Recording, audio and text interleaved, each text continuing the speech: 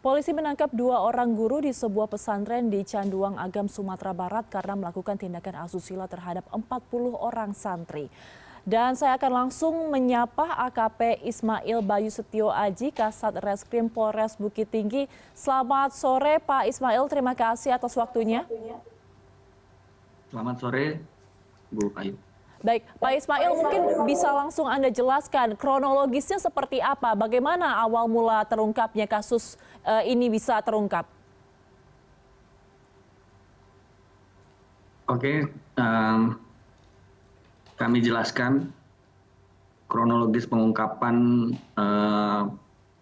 tindak pidana pencabulan yang terjadi di Polresta Bukit Tinggi bermula dari adanya anak korban yang mengadu kepada keluarganya bahwa dia dan beberapa temannya mendapatkan perlakuan atau tindakan cabul dari oknum guru yang berada di salah satu sekolah swasta di Kabupaten Agam.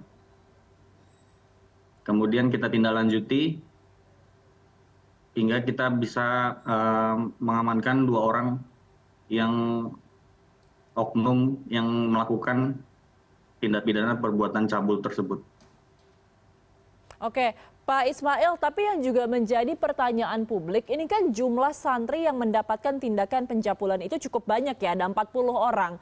Kenapa jumlah korbannya sangat banyak, Pak? Apakah sebelum tidak ada laporan yang diterima?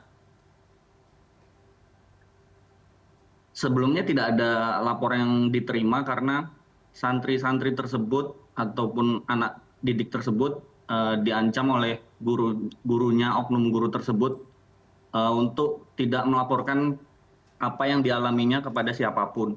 Sehingga sampai dengan kemarin belum ada yang membuat laporan. Oke, jadi karena memang diancam oleh gurunya, maka para santri ini ketakutan untuk melapor seperti itu ya. Kalau dari orang tuanya seperti Ya. apa, Pak? Juga tidak ada laporan ya?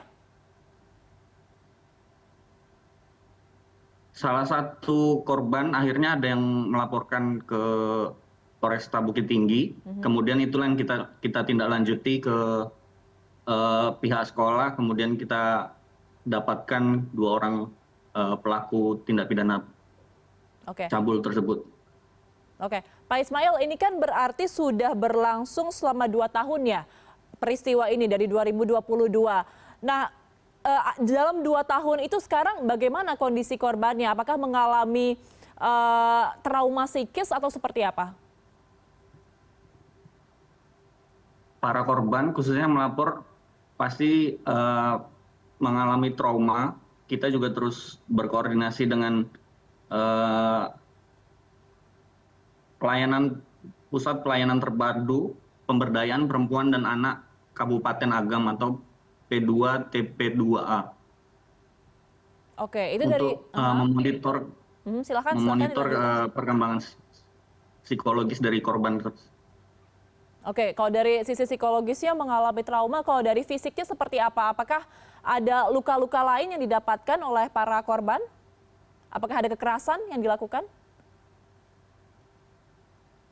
Kalau dari hasil visum kita belum mendapatkan, cuma dari trauma mental ada. Jadi yang bersangkutan atau anak korban tersebut trauma untuk masuk ke sekolah.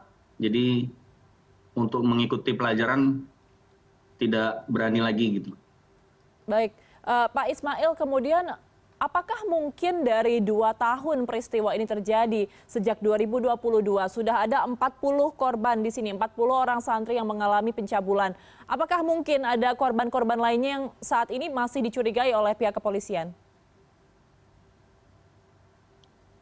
Untuk korban lain masih kita dalami dari korban-korban yang sudah kita periksa, kita masih cari lagi apakah ada korban-korban lainnya yang belum disebutkan oleh baik dari tersangka ataupun dari teman-temannya juga. Oke, apakah ada penelusuran lagi untuk tersangkanya hanya 2 orang tersebut atau mungkin sedang ditelusuri lagi? Apakah ada pihak lain yang terlibat? Nah itu masih kita dalami apakah ada pelaku lainnya lagi atau tidak. Oke, baik. Baik, kita berharap kasus ini bisa segera terungkap dan juga berharap pastinya semoga tidak ada korban yang lebih banyak lagi. Terima kasih telah bergabung bersama kami, AKP Ismail Bayu Setio Aji, Kasat Reskrim Polres Bukit Tinggi. Selamat sore Pak Ismail, sehat selalu. Selamat sore.